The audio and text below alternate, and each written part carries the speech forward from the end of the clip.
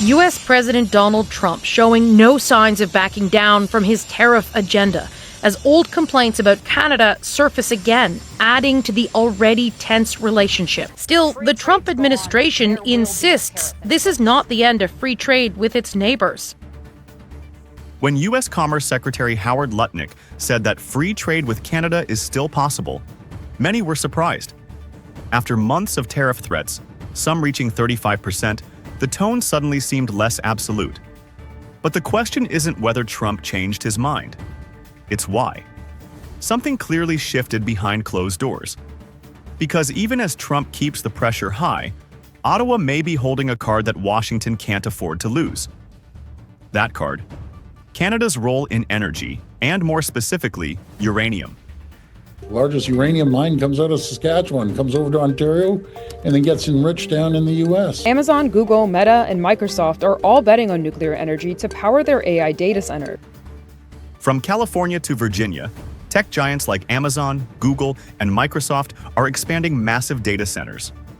And all of them have one thing in common: they demand enormous amounts of electricity, clean, constant, and carbon-free. Nuclear power, once overlooked, is now back in the spotlight. And uranium, its essential fuel, is in short supply. The U.S. has tried to revive domestic uranium production. In 2024, the U.S. mined only 676,939 pounds, according to the U.S. Energy Information Administration. That's less than 1.5% of the roughly 48 million pounds America currently needs each year. And the gap is only growing. Trump's own executive orders target 190 million pounds per year by 2050 as nuclear power quadruples to meet energy demand. But there's a problem. America now imports over 95% of its uranium. And the infrastructure for enrichment and processing is still dominated by Russia and China, two geopolitical rivals. That's why Canada's uranium supply is vital. The Cigar Lake mine in Saskatchewan, operated by Cameco, produces 11% of global uranium demand, and a significant, though undisclosed, portion heads directly into the U.S. nuclear fuel cycle. If Canada brings that leverage to the negotiating table, it could change everything. And uranium is just the beginning. Because beyond nuclear fuel, Canada also powers America through oil, gas, and electricity, resources equally hard to replace. Canada isn't just waiting for Trump's phone call, it's already shifting its energy exports away from the U.S. In July 2025, Canada shipped its first liquefied natural gas, LNG cargo, to South Korea from the massive LNG Canada terminal in British Columbia. With more LNG projects under development, like Cedar LNG and Woodfibre LNG, Canada is building new energy corridors to Asia. Meanwhile, uranium exports to the European Union are surging. France's EDF signed long-term contracts for Canadian uranium to help reduce EU dependence on Russian energy. And in this broader strategy, Trump's tariffs have ironically accelerated Canada's diversification. By turning to Asia and Europe, Ottawa has reduced its reliance on American buyers and increased its leverage in return. Of course, the U.S. has other energy suppliers. Australia, for example, ships uranium to American utilities. But even that relationship is under strain. Trade tensions, especially over pharmaceutical pricing and rare earths, have begun to affect broader economic ties. Other past suppliers, like Russia and Belarus, are either sanctioned or politically untenable. What's left is a short list, and Canada is at the top. Not just for uranium, but also for nickel, aluminum, auto parts, and crude oil. Ontario alone holds the world's most accessible reserves of high-grade nickel, which is critical for electric vehicles, defense systems, and AI servers. With supply chains so closely tied, the message is hard to miss. The two economies are simply too integrated to pull apart. Donald Trump has announced that he wants a golden age for the American economy. That means they're going to need more energy, more minerals, more steel and aluminum, more lumber, more concrete, more of the things that Canada is already sending them. Uranium, and energy more broadly, isn't just a Canadian export, it's leverage. In a negotiation driven by tariffs and tension, it might be the key to securing a deal with Trump. That's why, despite all the pressure and posturing, a partial deal before August 1st remains on the table. Canada may agree to some targeted tariffs on autos or steel, but only if its core energy exports remain protected. Because in the end, this isn't just a trade fight. It's a test of how two deeply linked economies find balance in an era of brinkmanship. There's not a lot of evidence right now that agreements, negotiations with the Americans, for any country, for any jurisdiction, to get an agreement without tariff. In the latest round of trade talks between Canada and the United States, a harsh reality is settling in. Even with a deal, tariffs may still remain. Prime Minister Mark Carney has admitted that no country so far, Mexico, the EU, or Canada, has secured a trade agreement with the US that avoids tariffs. Under President Trump's approach, tariffs aren't a threat, they're the starting point. A 35% levy on Canadian goods is already set to take effect on August 1st. It targets products not compliant with the USMCA. But even that framework offers no real safety net. Trump has said these tariff letters are final, and for now, they are. That leaves Canada negotiating not to avoid tariffs entirely, but to contain them. The Prime Minister says Canada may have to live with American tariffs even if a trade deal is reached. Americans, he says he expects discussions will intensify between now and the end of the month, and we'll be working hard on that. And that's where Carney's approach becomes so striking. Unlike traditional negotiators who manage expectations and hedge against failure, Carney has gone all in. He hasn't presented a backup plan. He hasn't laid out what Canada would do if a deal isn't reached. Instead, he's repeatedly framed success as not just possible, but necessary. In recent weeks, Carney dropped Canada's proposed digital services tax. That was a major concession, pulled off the table with no equivalent gesture from the US. His hope, it seems, is to preserve the talks long enough to find a workable path forward. This is a political gamble, and not a quiet one. The Prime Minister has taken personal responsibility for the outcome, rallying provincial leaders, labor groups, and businesses around a singular objective: get a deal. The risk is obvious. If he fails, the cost won't just be economic, it will be political. But why take such a risky path? Because Canada may not have many other options. The Canadian economy remains heavily dependent on exports to the US, over 68% as of May 2025. Nearly 90% of those exports currently comply with the USMCA. But compliance is not protection. Trump has already imposed tariffs on sectors technically covered by that agreement: steel, aluminum, pharmaceuticals, and copper. That's why Carney's all-in strategy may be more about containment than victory.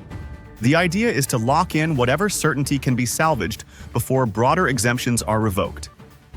Analysts like Tyler Meredith have warned any concession made now, under pressure, cannot be used in next year's renegotiation of the USMCA itself. So every move is costly, not just today but tomorrow. 5%. Canada inexplicably seems to be on the hit list and getting the highest tariffs of any country. It's an extremely difficult situation for all countries right now, given the volatility and the unpredictability of this president. All of this is unfolding under the watchful eye of a Canadian public that, according to recent Angus Reid polling, wants a tough stance against the US tariff campaign. But there's a gap between what voters demand and what the government can afford. If Canada walks away without a deal and Trump expands tariffs to all goods, the economic hit could be severe. A recent Yale study projected that a full-scale tariff war could shrink Canada's GDP by up to 2.1%, with job losses exceeding 700,000. US households too would feel the pain, averaging $2,500 in added annual costs per family. But neither side seems eager to blink. This is not a moment for posturing, it's a moment for damage control. At this stage, the idea of a tariff-free deal with Trump's America appears off the table. What's left is a narrower objective: to shield as much of the Canadian economy as possible for as long as possible. Carney's strategy is bold, risky, and exposed. He has put everything on the table: relationships, policies, and even political capital. Whether that gamble pays off or becomes a case study in overcommitment will be known by August 1st. One thing is certain: In this negotiation, there are no clean wins, only degrees of damage. Today, 30%, that is the amount of a new tariff President Trump just announced on goods from the European Union and Mexico starting August 1st. We have always been very clear that we prefer a negotiated solution. This remains the case, and we will use the time that we have now till the 1st of August. It began with a letter, first to Canada, then to the European Union, and just days later, to Mexico. Each one signed by President Donald Trump. Each one carrying the same message. Starting August 1st, the United States would impose a 30% tariff on goods from its closest trading partners, unless they struck a new deal on Trump's terms. These weren't enemies. These were allies, longtime allies. And the timing was even more startling. The threats came while formal negotiations were still underway. The result? A diplomatic shockwave rippling across Ottawa, Brussels, and Mexico City. That all the efforts that the European Commission has made to try to accommodate, try to negotiate a deal, meant nothing for Trump. This is not the first time Trump has used tariffs as leverage. But this round felt different. The strategy was announced weeks earlier, a new series of reciprocal tariffs, followed by a 90-day pause to allow countries to negotiate. That pause expired this month, and Trump didn't wait. Instead, he began sending out personalized tariff notices, 30% across the board, starting with Canada in early July, and then to the EU and Mexico on July 12th. The message was clear: agree to new trade terms by August 1st, or face higher costs. The tariffs would hit every corner of commerce: cars, electronics, food, medicine. Inside the White House, officials described this as a reset. One economic advisor admitted the president was frustrated by slow progress. With the original 90 deals in 90 days promise slipping, Trump turned to pressure tactics. But this was no ordinary pressure. These were public threats, delivered mid-negotiation, targeting countries that had historically built supply chains with the U.S., not against it. What it shows that Donald Trump thinks he can maybe get a deal by threatening to escalate. But I have to think, I think it will backfire. The first to respond was Canada. Prime Minister Mark Carney had already set a July 21st target to complete talks with the U.S. But after the tariff letter arrived, he extended that deadline to August 1st, matching Trump's. Rather than retaliate immediately, Canada held firm. Government officials emphasized continued dialogue, even as they warned they would protect workers in key sectors: steel, autos, and especially copper, which had already faced a 50% tariff. In Europe, the reaction was similar.